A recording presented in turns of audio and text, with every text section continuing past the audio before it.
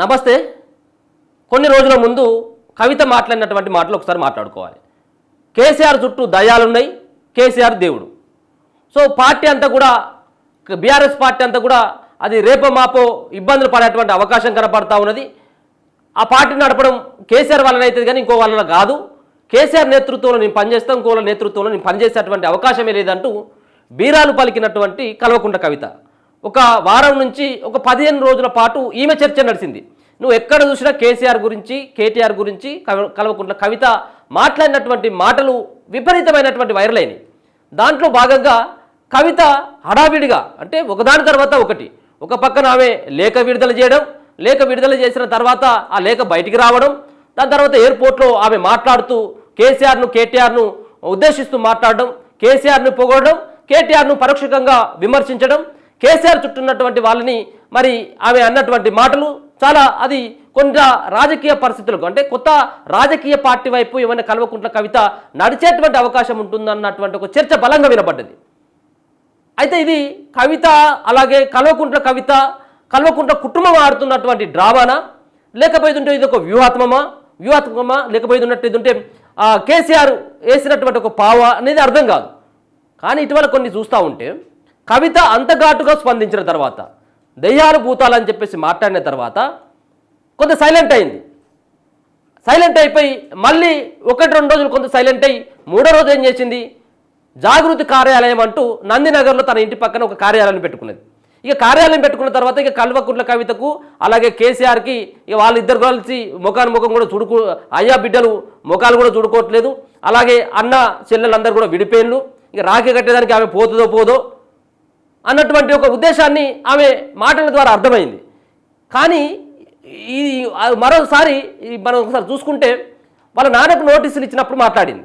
ఎవరికి? కాళేశ్వరం కమిషన్ ముందుకు హాజరు కావాలంటూ మరి ఘోష్ కమిషన్ ఇచ్చినటువంటి అది ఏదైతే నోటీస్ పట్ల స్పందిస్తూ మా నాయనకే నోటీస్ ఇస్తామని చెప్పేసి మాట్లాడింది. సరే, వాళ్ళ నాయన మీద ప్రేమ ఉన్నది, మన నాయన దేవుడే అంటుంది కాబట్టి అయ్య మీద బిడ్డకు ప్రేమనే ఉన్నది. కానీ అయ్య పక్క ఉన్నటువంటి వాళ్ళకి కొంత వాళ్ళ పట్ల కోపంగా ఉన్నది కావచ్చు అన్నటువంటి అభిప్రాయం ఉన్నది. అంటే ముఖ్యంగా కేటీఆర్కి పార్టీ పగ్గాలు అప్పగించిండు, పార్టీ పగ్గాలు అప్పగించబోతా ఉన్నాడు. రేపు పార్టీ అధికారంలోకి వస్తే అన్నకే బాధ్యతలు అప్పగించి ఆస్తులలో ఆయనకి ఇచ్చిండు, అధికారంలో కూడా తనకే ఇస్తాడు అన్నటువంటి కొంత ఆయనకు ఉన్నటువంటి బాధతో మాట్లాడింది కావచ్చు అనుకున్నాం. అయితే నిన్న ఏమైంది, మళ్ళీ కేటీఆర్కి నోటీసులు ఇవ్వడం. కేటీఆర్కి ఫార్ములా ఈ రేస్కి సంబంధించినటువంటి దాంట్లో నోటీసులు ఇచ్చిన తర్వాత, ఆహా మా నాయనకి ఇచ్చినప్పుడు ఊరుకున్నా కానీ మా అన్నకి ఎట్లా ఇస్తారు, బీఆర్ఎస్ వర్కింగ్ ప్రెసిడెంట్ అయినటువంటి మా అన్నకి ఎట్లా ఇస్తారు నోటీసులు అని చెప్పేసి మళ్ళీ ఆమె బయటకు వచ్చి వాళ్ళ అన్న పాట పాడింది. సో ముఖ్యంగా మరి ఇప్పుడు అన్న పట్ల ప్రేమనే ఉండే, మరి అన్న మంచోడు అయిపోయాడు, నాయన మంచోడు అయిపోయాడు, మరి ఎవరు మంచోళ్ళు కానీ బావ అయినటువంటి హరీష్ రావురా, మా బావకి ఎట్లా నోటీసులు ఇస్తామని చెప్పేసి అనలేదు. మరి ఆమె ఏది కాళేశ్వరం కమిషన్ ఆయన కూడా బావకు కూడా నోటీసులు ఇచ్చిండు, మా బావకి ఎట్లా నోటీసులు ఇచ్చిందని చెప్పేసి అనలేదు. కానీ మా నాయనకి ఎట్లా నోటీసులు ఇస్తాం, మా అన్నకి ఎట్లా నోటీసులు ఇస్తారని చెప్పేసి నిలదీసింది. అంటే ఇప్పుడు హరీష్ రావును దయ్యం అన్నట్ట, అంతే కదా, ఇప్పుడు ఒకరే కదా ఆమె హరీష్ రావు పట్ల ఆమె స్పందించలేదు కాబట్టి హరీష్ రావు అన్నట్టే కదా లెక్క. ఎందుకంటే మొదటి నుంచి కూడా వీళ్ళిద్దరి మధ్యలో విభేదాలు ఉన్నాయనేది అది బహిరంగ రహస్యం అది. సో మరి ఈ దెయ్యాలు ఇలా దేవుళ్ళు అయ్యారా? కవిత చేసినటువంటి ఈ వ్యాఖ్యలు సోషల్ మీడియాలో ఇంకా ట్రోల్స్ అయితేనే ఉన్నాయి. ముఖ్యంగా కవిత తాజా వ్యాఖ్యలపై నెటిజన్స్ కూడా ట్రోల్ చేస్తూ ఉన్నారు. ఏమని?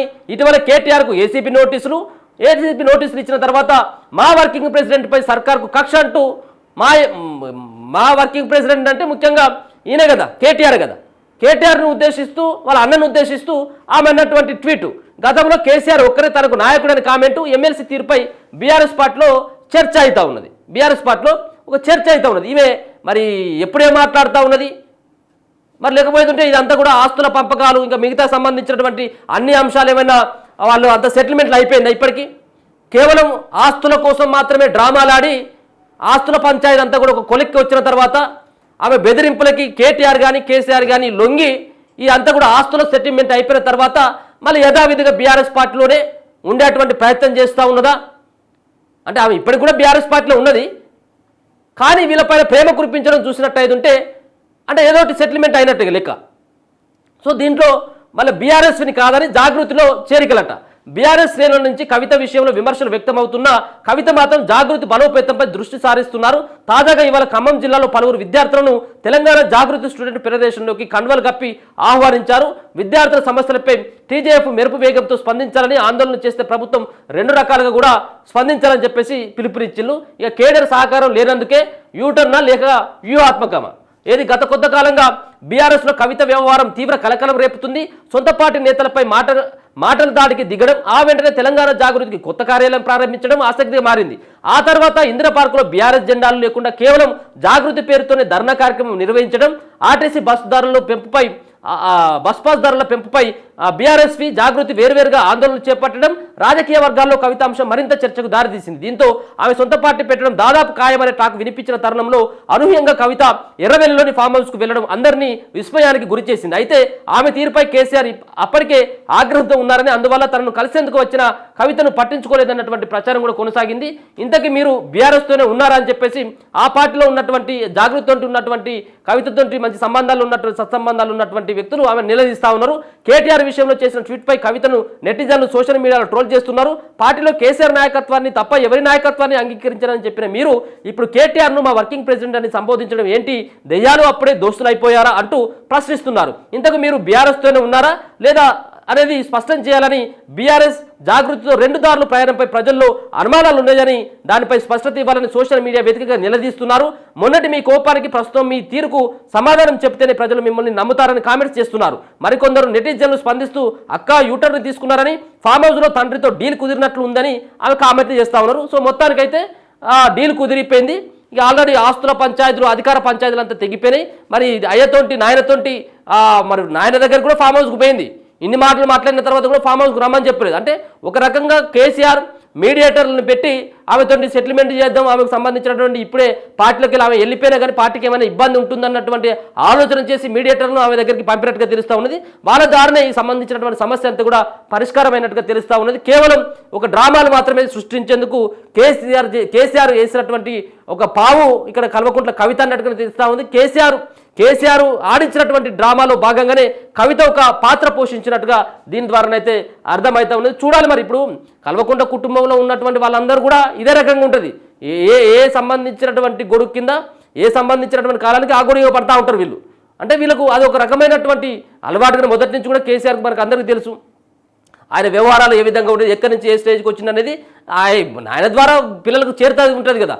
ఆయన ద్వారానే పిల్లలకు వాళ్ళు ఏం చేస్తే ఆ సంబంధించినటువంటి బాటలో పిల్లలు నడుస్తూ ఉంటారు. సో ఇది కూడా ఒక రకంగా ఒక సంబంధించినటువంటి అంశాన్ని మరి ఇది ఒక చర్చ ద్వారా ఒక రకమైనటువంటి మెసేజ్ని తెలంగాణ సమాజానికి పంపించాలి. కవిత వేరు, అలాగే బీఆర్ఎస్ వేరు అన్నటువంటి అభిప్రాయాన్ని కొంత కలిగించి కొంత జనాన్ని కొంత గందరగోళటువంటి పరిచేటువంటి కుట్ర తప్పించి